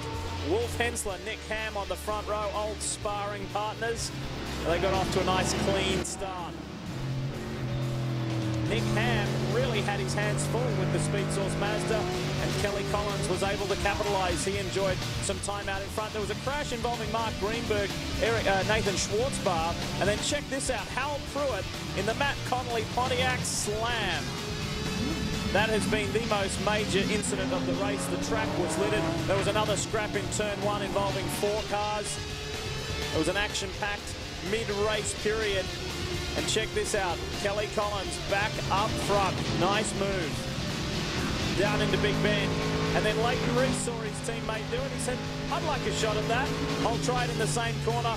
Went late on the brakes and executed a nice move. Kelly Collins, however, whilst out in front, experienced a puncture due to that debris at turn 1 at Big Bend, and he was not happy. That put the car into a difficult position. And newcomer, the revelation of the Rolex Sports Car Series, Drew Stavely for Racers Edge Motorsport, went through on the inside and took the lead of the race away from fellow Pontiac driver Leighton Reese. Tremendous performance from that young man. And then just moments ago, Carlos De Quesada and Mark Pavan in that 30 Pontiac GXPR were involved in a bit of a skirmish at turn 1, and that brings you up to date. We are under our 4th full course caution, and hopefully shortly, fingers crossed, we will go back to green flag racing. But for now, here's Chris. Boys in second place, Lee Keane, Dominic Farnbacher. You guys have yet to win this year. Do you think you can do it today against the Pontiac? I think the Shrewsbury Crew's Porsche has a pretty good chance today. It's really funny how it works, because the car's always awesome the past couple of races, but we always have bad luck. And today the car's not so good. We struggled with it the whole weekend, and we had some luck, and now we're in second, so it's pretty cool. We got a bunch of guys up front looking for that first win of the year. And that's been the way it has been in 2007, as these guys have got a great vantage point. 5 different teams have enjoyed victories so far in 2007. Allegra Motorsports kicked it off at the Rolex 24. They won. Then the Speed Source boys doubled up at Mexico City and Homestead. At VIR, it was Dirk Werner and Bryce Miller who did it for Farnbacher Lowles. And then at the most recent round, it was a hometown win for Kevin Buckler's TRG group with Andy Lally and RJ Valentine, who was very quick to come up the other day and say, hey, by the way, it wasn't my first Rolex victory. I've had 4. And I said, yeah, but how many decades ago were the previous 3? And he had a good giggle. He was thrilled. He's a great guy. They had a bit of a mention in USA Today the other day in an advertising piece for Porsche, and they were delighted. Meanwhile, his teammate Andy Lally is in 11th position at the moment in 66. Okay, trying to force his way forward. The Porsches that are right in front of you are P3 and P2. And then, I don't know, there's a few cars before Tim, so. I wonder if Paul Edwards is aware of this 10-second penalty. And just to clarify, we were discussing whether they'd take the option of taking this penalty. Now, Dorsey, of course, they can't take a penalty under caution, so kind of went down the wrong street with that one. Yeah, all the penalties that are assessed have got to be under green. Dors, from a driver's point of view, would you want to be told now at this stage of the race, or just find out about it later? No, I'd want to be told now, because it gives me the option to do something on the racetrack that I wouldn't have otherwise maybe have done. Chris. Lee, just check back in with Leighton Reese to see if he's trying to give any coaching to Tim Lewis on these restarts, because, you know, Leighton's got a lot of years doing it, and Tim's a little bit green, but he said, you know, Tim being very casual in the car right now, just feeling that if he can keep it out front for at least 5 laps, that should really be the point where the Pontiac can start pulling away from the Porsche. So he's just telling Tim, keep it cool, keep it out front, and that car will come in about 5 laps. He actually did a good job on the last restart. You know, he got away pretty cleanly, and it looked like things were working to his favor, and then all of a sudden that caution came out. Hey guys, you keep asking each other questions about this 10-second penalties and whether you would rather take it now or later, and you keep talking about from the team standpoint, but what about the other teams down here? If I'm racing against you, I want you to serve that penalty now, because we've seen all this contact and the mumbo jumbo going on the racetrack. I don't want to potentially get into an incident with somebody that technically isn't there. They're 10 seconds behind me, so I would think the other competitors would be saying, if they got a penalty coming, get it done now and get them out of the way, and that just removes one more target. I agree with you, Brian. I think it's a little bit kind of strange in a way that you have an option as to when to take a penalty. There's a lot of time left in this race for Paul Edwards to take that penalty and try and recover from it, so you're not killing his race, so to speak. I mean, some of these penalties, I mean, they're just drawing a very hard line in the sand. They're not going to accept any infractions whatsoever, which is cool, but I'm not quite understanding why they have an option when they take it. The reason why we were under this 4th full course yellow is this. Turn 1. Mark Pavan and the 26 of Carlos de Quesada in the Porsche. And they needed to help Carlos because there was heavy damage on the right front of that car. So things have been cleaned up, and I believe we are getting close. It should be just one more lap under yellow this time by, and then we'll go back racing with just under half an hour remaining here at Lime Rock Park. The big story point at the top of the show, folks, was can this be Pontiac's day? There's been a lot of talk about these beautiful Pontiac GXPRs, and yes, Tani Miller says one more to go, guys. One more, and we will go back to racing. Well, we'll find out in less than half an hour if it is Pontiac's day. Here's Tim Lewis, very intelligent young man. Spent a little bit of time with him this weekend. Graduated university with a business degree. Helps his father with commercial real estate. Was quite a celebrated sportsman at college as well, in a variety of disciplines, in basketball and cycling. And now he's turned his hand very effectively to motor racing. Just made an adjustment right there to his sway bar. He's doing it again right now as we speak. What he's probably doing is loosening the front of the car to make it get some grip, Calvin, on this restart. Yeah, I mean, that's the key. You just got to try and figure out which end of the car is not going to pick up grip first, make some adjustments there in the cockpit, and then dial it back out. Pickup will certainly be an issue. The tires are hot. The little marbles at the edge of the racetrack will be picked up under caution. Here we go. It's another angle of the Turn 1 incident. Look up ahead on the left. The white and light blue car is Carlos de Quesada. Mark Pavan in the red car. It's 3 into 1. It doesn't go. Wow. And it's Paul Edwards who was involved in that. Yes, it was indeed Paul Edwards who got into Pavan, who then in turn got into de Quesada. That's what the boys on pit road were talking about earlier. It was indeed a fellow Pontiac who took out the 30. Let's go back to racing, though. Let's do it. Let's hope we get green flag racing all the way to the end. Green. Who's going to win this one at Lime Rock Park?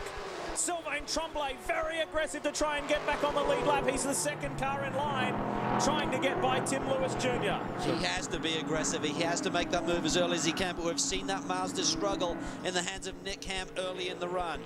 Remember, that thing does not have any torque at all. It makes all of its power up on the top end. So he falls vulnerable to those restarts if he's not very aggressive. Look at Wolf Hensler. He's being aggressive, you betcha. He was trying to put a move on Dominic Farnbacher there. They're all sorting themselves out, and here comes Paul Edwards through past Jean-Francois Dumoulin. We're going to see some action now with Edwards and Hensler with two very fast race cars trying to get to that leader. It's on. The gloves are off now. Final 25 minutes. Still a lot of racing to come. And there's people with a variety of agendas out there. Are we going to get another different winner in the Rolex GT Series? Highly likely.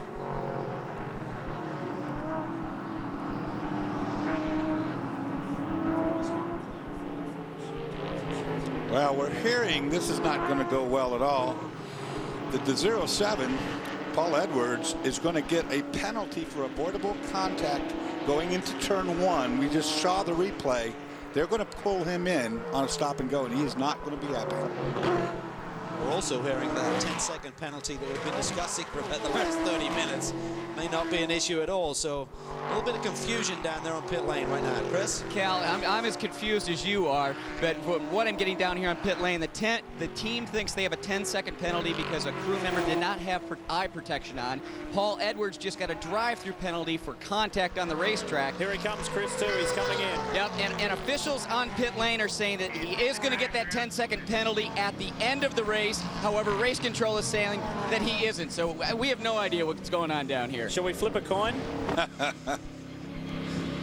So there we go. Edwards serves that drive-through for contact in turn 1, and his task now becomes increasingly difficult. There's a great scrap going on for second, though, between Dominic Farnbacher and Wolf Hensler. 2 Porsche drivers fighting over that second spot. Here it is right here.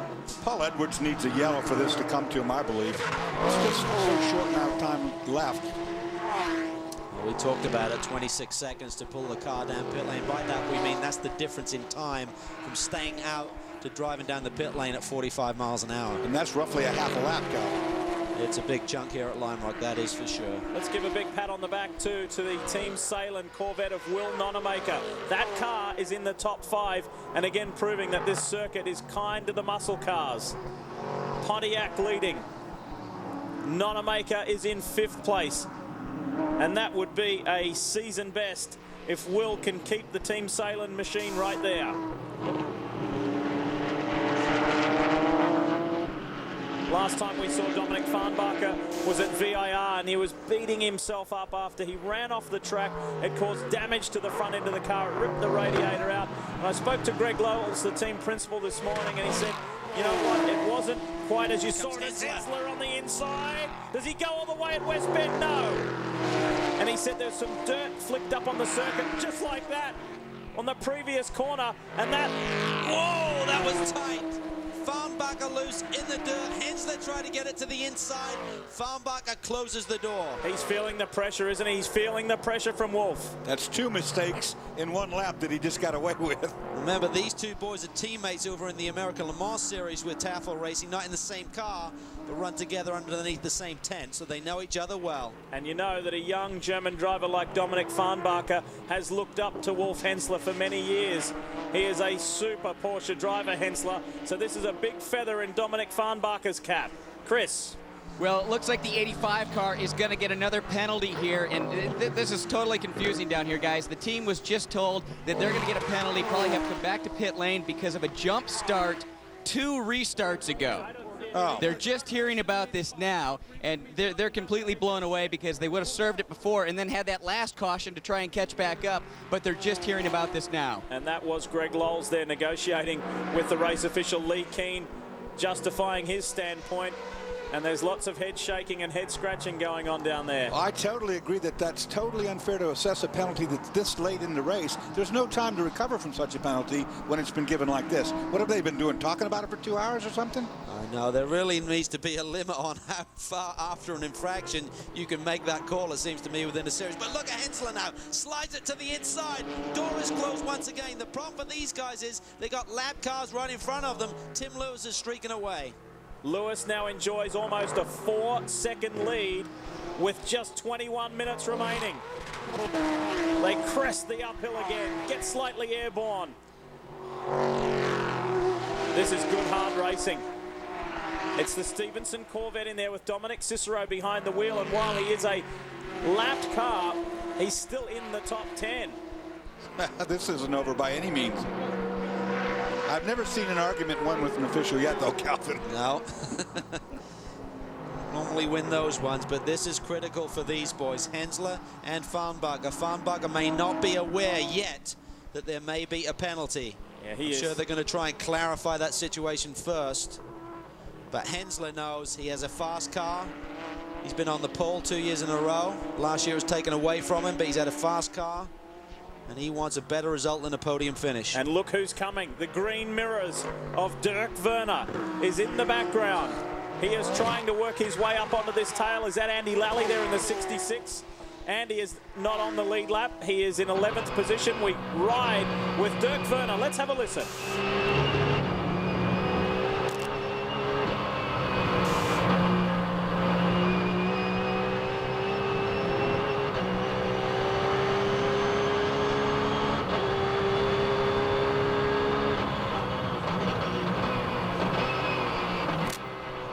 He's smooth and fast and composed. Someone who may not be so composed is Greg Lowles.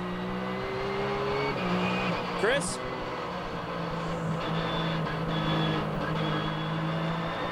Well, still a lot of questions going on down here. The team lobbying hard to try and get that penalty at the end of the race, but officials now saying you've got to come in. We did tell you. However, the team is saying we knew nothing about it. How does that happen? How does that happen? I don't know, but I'll tell you what they will do if he doesn't come in. The black flag, of course, is a demand to come in. They will stop scoring him completely soon. Is Tremblay in trouble? Is Sylvain Tremblay in trouble? Keeping an eye on that Mazda because the Porsches have just got by him. Dirk Werner's lining up for a shot now as well. I think Calvin hit that nail on the head hours ago. The setup that's just been missed on the Mazda, they just don't have the grip. Farnbacher in. This was the second placed car.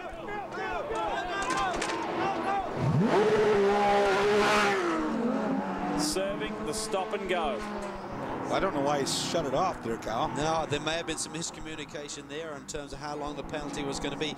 Also, remember, over in the American Le Mans Series, you have to shut the car off, so... That's probably exactly what went on there. He's used to running in American Le Mans where it's a rule to shut the engine off. So that elevates this man here, the pole man, Wolf Hensler, to second place. He's got Andy Lally hot on his heels, but Andy is, of course, still trying to get a lap back. And that's good for Tim Lewis that he's trying to get that lap back because it'll distract Wolf Hensler to some degree and slow him up. Tim Lewis is almost the length of the front straight ahead, 7.7 seconds. Beautiful job by Tim this afternoon. We talk about the inexperience factor, but boy, he's making it happen right now. But 17 minutes and 42 seconds. They're going to be a long 17 minutes for Tim Lewis. I'd rather have that cushion, though, like that than have him breathing down my neck if I had a choice. This is the race leader. And it's smooth sailing at the moment. Can he hang on for his first Rolex Series win in the Banner Pontiac? We'll find out. You're watching Sports Cars on Speed. This is the Rolex Sports Car Series, a GT-only race here at Lime Rock Park for round 6. And this is the race leader, Tim Lewis Jr. from Florida. And he boasts an 8.2 second lead over this man here, Wolf Hensler, who's being pushed forward by Andy Lally. Normally, Andy would like to be racing for the lead just like he did last week. However, things haven't quite gone TRG's way today. It looked like they had a good strategy going, but that pit stop just went awry. Cost him dearly. He had to serve a penalty for hitting some pit equipment, and then that took him out of the hunt. It looked like the gamble was paying off there at one point in time, and now he and Hensler are still having fun out on track. Happens so often with these pit stops, Dorsey, when it's a normal routine stop, when they had that issue with the left front. I think they've got them out of sync. Andy was probably sent too early. Something was in the way. And it's a rule. If you hit anything on the pit stop, whether it be your tire that just came off, which was the case here, or whatever, you get that big penalty, a 1-minute penalty. Should make note too that this would be Taffel Racing's best result of the 07 season in the Rolex Series. They have not yet stood on the podium. So Wolf Hensler and Eric Lux could experience that today, all going well in the next 15 minutes. A shout out to Tony Dow's the technical director for Taffel Racing. We understand Tony's a little bit under the weather. They're in the meat of their season right now, so he's opted not to be here this weekend, but it really shows what a great organization Tony's put together, that they're able to run 2 different teams, 2 different series, and run at the front all the time. We're on board with Paul Edwards. It's the 5th place car, and he's got a first-class seat. Oh, Pavan's gone! Mark Pavan has gone in the Racer's Edge Pontiac. Good save he was right there. Just had too much, turned too early up on the top of the uphill. The car did not stick. He's lucky he did not get into the wall over there. That's a bad place to go. It's been an eventful race for Mark since taking over from Drew Stavely. And it's been a real race of attrition. Gone are Carlos De Caseta, Alex Tagliani, Emil Asentato, Mark Greenberg, Hal Pruitt, and Nathan Schwartzbar. Might have a right rear going down in that car, I'm not sure. Replay of Pavan. Watch the red Pontiac. Just gets her in there a little too deep, I think. Cal doesn't make it to the inside of the racetrack as much. See how rough that corner is? Yeah, he's just out in the grey. Never really had the car pointing in the right direction, and you're just kind of a guided missile at that point. And did a great job of really. Well, you saw it right there. Once he got past that little gray area, it was gone. It's an ugly zone to be in. I'll tell you right now, Paul Edwards is running some really quick lap times. Just got into some traffic, but before that he had about half second on the leaders on the previous lap and still holds down 4th position. So he is not out of this thing yet. As you talked about earlier, Dorsey, a yellow flag will definitely help him out today. Yeah, that put him right back in the hunt, and I think he'd be the guy to beat if that were the case, but he needs a little help with not much time left in this race. 8.5 seconds, Tim Lewis, here he is, leads over Wolf Hensler. And it could work into a situation where time is on Tim's side. Because before too long, Hensler is going to have to step it up big time to take this lead away. He's driving a beautiful line around the racetrack. There's no pressure from behind. There's no one up in front of him, so he can click off some real good laps right now. And that really helps, particularly when you've not been in this position before, Dorsey. I mean, he's just not having to defend. He's not feeling the pressure. He's not really got them in their mirrors yet, other than on the front straightaway. So he can just focus on his line, hitting his marks, as they like to say, and just clicking away, trying to run down this race here and just put together some good lap times. And we're seeing Wolf Hensler starting to lock up tires occasionally, which means he's pushing it right to the ragged edge there. Here's the 42 of Will Nonamaker, the Team Salem Corvette. Superb performance. It'll be this car, this team's best result of the 2007 season. At best is something like 19th place. So this is an outstanding performance to be in the top 10. More to the point, to be 6th for the Nonamaker family. Great stuff. One of the things they've really been working on with these cars is getting the tires to last a little bit longer. They've really been abusing the tires in the early races this year.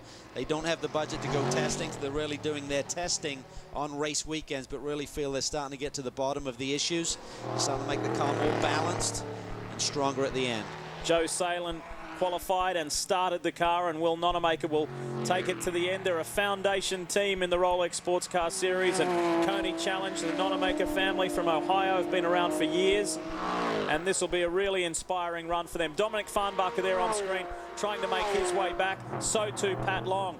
Not only has it been a race of attrition, it's been a race of penalties and mistakes and crashes. Very bizarre race with all these penalties, and you know, just it kind of breaks the whole thing up. Some of them very hard to explain by us. One thing I don't understand with the 81 machine is when we saw that caution period, everyone was in their fuel window. We saw the leaders come to pit lane. He did, and then he got involved with Tagliani, so not sure why the call was made to keep him out in the first place. Back up front with Tim Lewis in the Banner Racing Pontiac, and he maintains his lead at 8.5 seconds. Well, once again, like you were talking about, Cal, it's no pressure whatsoever. There's nobody in front of him holding him up. There's nobody really on his tailgate that he has to look in the rearview mirror and defend against. What it makes a difference is in traffic, Dorsey, you have a little bit more time to think. You're having to make that instant decision. You can think about it, be a bit more conservative, not take any chances. I mean, in essence, with an 8-second lead and you've got about 11 minutes to go in the race, you would have to make a mistake before those guys could catch you. So, I mean, once you've got yourself in that mindset, it's just running off laps. The other thing is Hensler is not really making the charge that they expect, and I think it comes down to tire wear once again. They took that last pit stop awfully early. We talked about it at the time. What sort of shape would his tires be in for a charge at the end? He doesn't seem to have a lot right now, but there's still 10 minutes to go. Check this out. Dirk Ferner, he's got the lapped car of Andy Lally in front of him, and then it's Wolf Hensler. He just wants Andy out of the way so he can have a shot at Hensler. But Andy Lally is not going to give way to anybody. Well, he's as fast as anybody else in this race is right now. He'd like to get his lap back, and you never know what's going to happen in the last 10 minutes. He's in a top 10 position, Andy Lally, too, and that win at Mazda Raceway Laguna Seca really helped he and RJ Valentine. They're 6th in the championship points. Andy, a 2-time GT champion. He also won an SRP2 prototype championship. And these three are stuck together. Can't really see it changing for some time yet. Pavan, although running off, has still been able to maintain his top 5 position. But isn't it interesting when you think about the first Pontiac win, and if indeed Tim Lewis stays there, and in no disrespect to Tim or to Leighton Reese, you would not have picked that. You would have said that it would have been the A-list lineup of Kelly Collins and Paul Edwards. Brian? Guys, a lot of people cheering for Andy Lally down here. You were just talking about it. A big group of them down at the very beginning of pit lane. They're wearing blue uniforms that say Taffel Racing on them. Because right now, Andy Lally is the meat in the sandwich, and they're glad to see him there because they're saying if Dirk Werner gets past him, then they may have big problems. They're hoping those tires, they're going to stay with him until the end of the race, Chris. Brian, still trying to work out a lot of these infractions in pit lane. Just check back in with Farnbacher Lowles, and they said that they were never told that they had to come in because of a mishap on a restart. So they will be filing a protest at the end. But since they did come in and serve that penalty, really a protest is, I can't imagine it's really going to get you anything because you're going to have your finishing position on the racetrack and they can't move you up from there. A suitable adjective to describe this race is messy. That's for sure. It's not messy for this guy. Tim Lewis is cruising out in front, 8.5 seconds to the good. We're back for the closing stages of round 6 of the GT race in the Rolex series. This is your race leader, Tim Lewis Jr. of Florida in the Banner Racing Pontiac. Best result for this car was 4th at the season opening Rolex 24 at Daytona. Well, they're not only going to get on the podium in 7.5 minutes' time, they could very well strike up Pontiac's first win of the 07 season. This is 2nd place Wolf Hensler. 11th place Andy Lally endeavouring to get back on the lead lap, even if it is only 7.5 minutes to go. And then 3rd place Dirk Werner, who will take more championship points out of Sylvain Tremblay's Speed Source Mazda team if he stays where he is.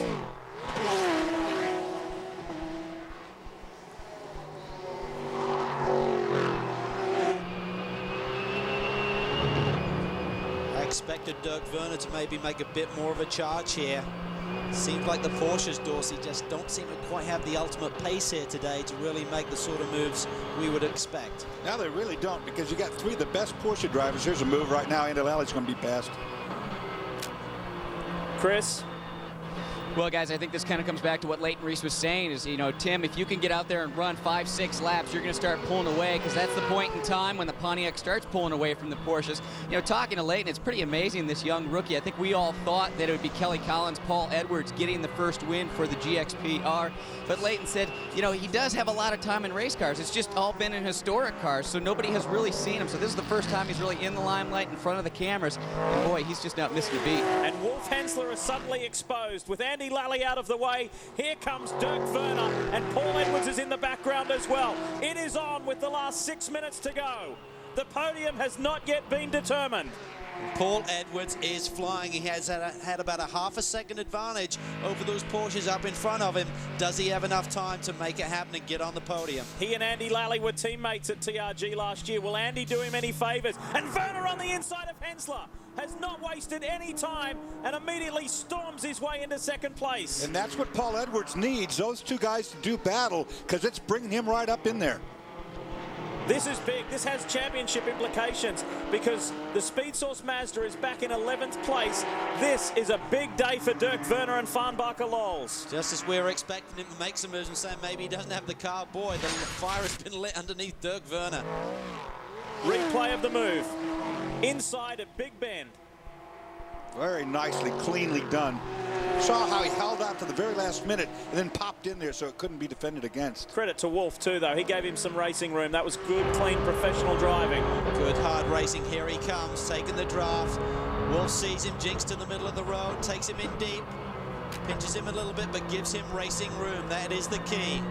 Dirk uses the curve on the inside, and then that's Dominic Cicero, who's having a great run here in the Corvette, really not giving up anything to these front runners, even though he's a lap down to the leader. And to show you how much Werner stepped it up, maybe there was a bit of traffic for Lewis, but that lead has dropped by 1 full second. More on Werner. Chris? Well, what he was doing is he was just waiting to get inside those last 10 laps. He was worried if he pulled the trigger too soon, he was not going to be able to have some rear tires for the last couple laps, but he waited. Last 10 laps came around, and he really pulled the trigger. Brian? Well, guys, now Wolf Hensler is going to be under attack by Paul Edwards in the 07. I just saw Andy Lally do something he hasn't done for the last 15 minutes. Remember, he was embroiled in that battle between Dirk Werner and Wolf Hensler. But when he got shuffled back, as he came through the downhill that time, he pointed the Pontiac by. And now that 07 car will be closing right up on the back of the Porsche. So that answered my question of whether Andy would make life easier for Paul Edwards. The answer is yes, and now he's got a shot at it. Final 3 3/4 minutes. The lead now down to 7 seconds. There's plenty of traffic. You have to think about that drive-through penalty that Paul Edwards had to serve. That has cost him dearly. Yes, he may get back on the podium, but it could have been a Pontiac 1-2 or even the win for him. And look at the point swing. As of right now, Dirk Werner would be tied for the lead of the championship with Nick Ham and Sylvain Tremblay. That is huge. Who would have believed that that little Mars would be running down in 11th position as we get close to the finish here today? And I think that is all due to setup that we talked about too, Calvin. That car just did not have the grip here that it needed. This has been an amazing performance. On board with Paul Edwards, this is Wolf Hensler you're looking at. The fight for third. You got to say that Edwards has got the momentum. He has the speed right now, but you know, he'll have used his car up a little bit to get to this point, but I think Wolf's car has certainly struggled over the longer runs here today, so you'd have to say advantages with Edwards with probably about 3 or 4 laps to go. You know, it's not like Wolf's car just loses the rear tires. It looks like it loses total grip as it runs long time. Gotta time it though. Car's up ahead of Wolf. Not going to have many laps left to do it in, I can tell you that much. Stevenson Corvette of Dominic Cicero is one of those cars up ahead. Oh, they're side by side. That could affect Hensler as well. Good run, Paul Edwards out of the diving turn. Is he close enough? No, not this time. They need to get past Cicero down in turn 1. And they won't this lap. And with 2 minutes remaining and 3 laps remaining, Tim Lewis has stabilized at 7.3 seconds the lead margin. Werner jumped into second place, but he ran exactly the same lap time as the leader, Tim Lewis, so the gap did not change on that lap. No, I think Lewis has got it in the bag. He's just cruising it off. This is a race here, though. This is the podium. Fastest lap on that last one was run by the 30 machine, Mark Pavane, who's had a very busy day, but still run a very fast race car underneath him, currently in 5th. Here comes Edwards.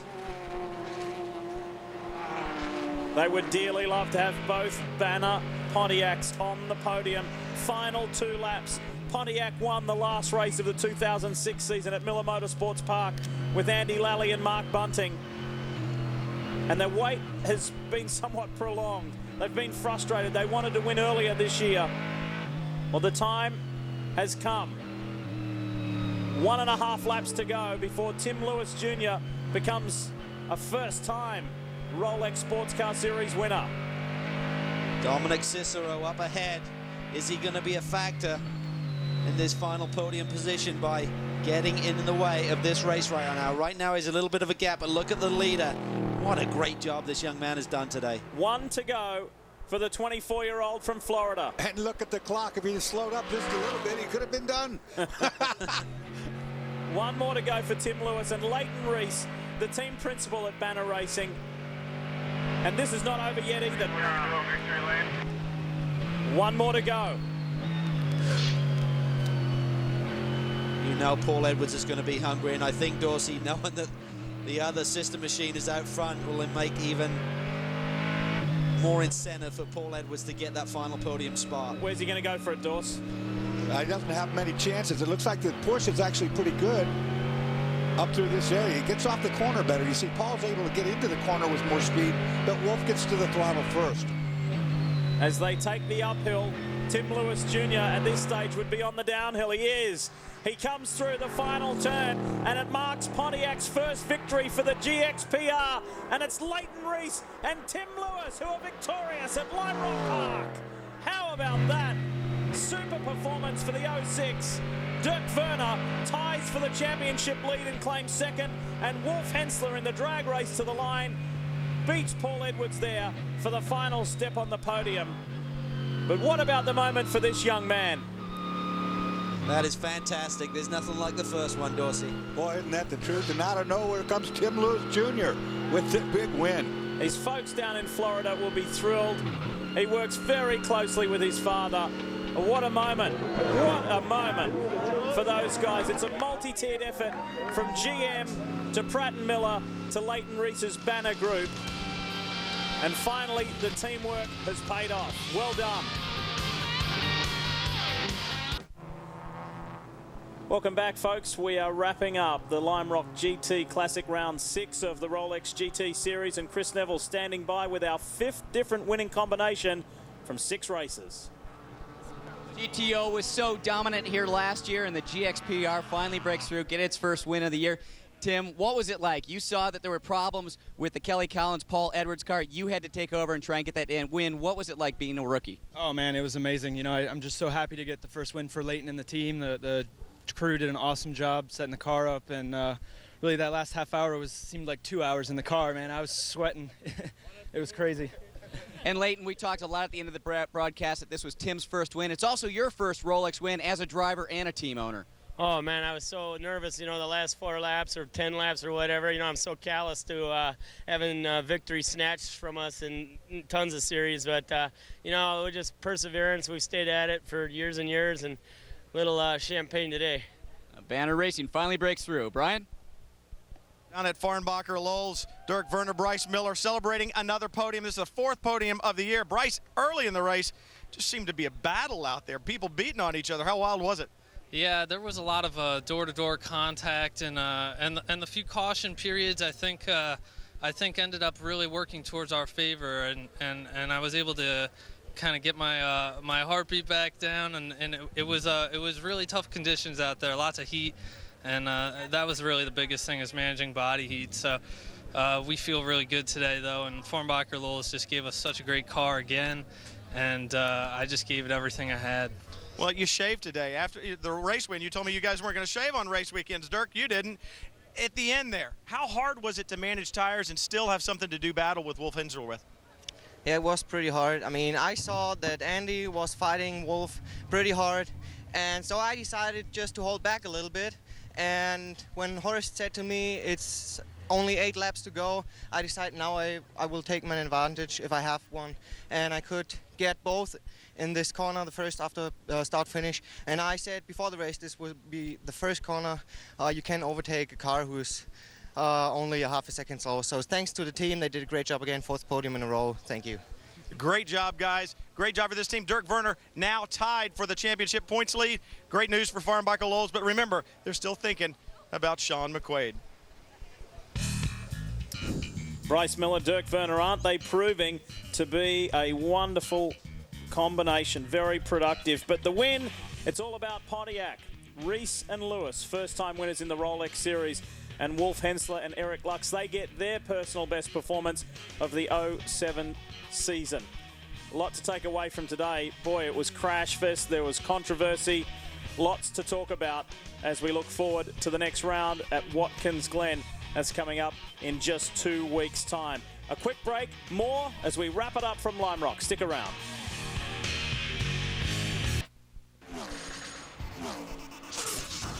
Speed's coverage of the Rolex Sports Car Series is brought to you by Rolex, a crown for every achievement. And by Ruby Tuesday, simple, fresh American dining from start to finish. The celebrations continue here at Lime Rock Park. Our post-race review, more from pit lane. Here's Chris. Wolf, you had the pole here today, and it looked like the car to beat, but you got in on that last stint. You had a little bit more time on your tires. Was it the tires that really held you back? Yeah, I think so. At the end, I had nothing against Dirk Werner. I was trying to keep Andy Lally behind me, but he was one lap down, but I tried to keep him behind me to have one car between Dirk Werner and me, but Dirk passed him, and when Dirk arrived, I just had nothing against him, and then at the end, the last 5 laps, I tried to keep and save the third place and keep, I think, the 07 Pontiac behind me. Yeah, that's it. Well, Tefel Racing was so dominant last year. The question is, when are they going to break through and get that win this year? Brian? Well, the breakthrough win this weekend came for Banner Racing. Kelly Collins and Paul Edwards. Didn't go to you guys, but the team got it. But, Paul, for you, I mean, you go to the front, you go to the back. You go to the front, you go to the back. What were you thinking with all this? How do you keep your mental focus and keep that drive going forward? Well, as you see, the Banner team just prepared an awesome car for the whole team. I mean, congrats to Tim. Can't wait to go and talk to him. But, the car was awesome. I mean, it gave us the confidence to make passes in places people were struggling. So made my job pretty easy. It made me look probably, better than some of these guys just because the car was so good. Well, the car is definitely good today. The Pontiac's so strong here, Lee. And that's why they will be celebrating. But take a look at this. Dirk Werner, Nick Ham and Sylvain Tremblay all tied for the lead of this championship, and they have a 9-point advantage over Kelly Collins and Paul Edwards. Gee, it's tightening up nicely, isn't it? And there you see the top 5. Well, Dorsey, we have a 2-week break now. We head to Watkins Glen. Before I get to that with you, I need to congratulate the SunTrust Improve Your Position Award winner. It's Will Nonamaker Joe Salin, making up 14 positions. Looking forward to the 6 hour? I am, but I'm not really sure. In 2 weeks, I'll be able to figure out all these penalties and the implications that they give. It was an important one for Pontiac and for Banner that they won. We've had a Mazda win. We've had Porsche win. We've now had the new Pontiac GXPR win. A lot to talk about going away from Lime Rock Park, and we click it into a different gear in 2 weeks' time. The 6 hours at the famous Watkins Glen. On behalf of the entire Speed team, I'm Lee Diffie. We'll see you in 2 weeks.